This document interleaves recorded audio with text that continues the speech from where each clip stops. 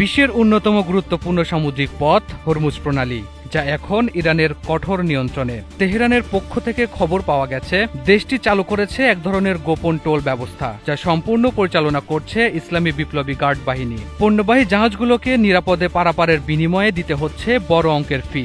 এই ফি আদায় করা হচ্ছে চীনা ইউয়ান বা ক্রিপ্টোকারেন্সিতে। জাহাজ মালিকদের মালিকানা এবং স্ক্রু সংক্রান্ত সব তথ্য আইআরজিসির কাছে জমা দিতে হচ্ছে। ইসরায়েল বা মার্কিনদের সঙ্গে কোনো সম্পর্ক না থাকলে তবেই তারা টোহল ও নিরাপত্তা পাচ্ছে।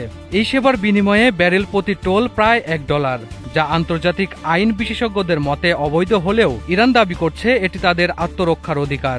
বিশেষজ্ঞরা বলছেন, হরমুজ প্রণালীর অস্থিতিশীলতা এবং ইরানের সম্ভাব্য হঠাৎ হামলা আন্তর্জাতিক তেলের বাজারে বিরূপ প্রভাব ফেলবে এবং বিশ্বব্যাপী সরবরাহে বিঘ্ন ঘটাতে পারে। এর ফলে বিশ্ব অর্থনীতি, বিশেষ করে এশিয়া ও ইউরোপের জ্বালানি নিরাপত্তা ও উৎপাদন খাতে প্রভাব পড়বে। সাম্প্রতিক বছরগুলোতে হরমুজ প্রণালীকে কেন্দ্র করে রাজনৈতিক উত্তেজনা এবং সামরিক মহড়া বৃদ্ধি পেয়েছে।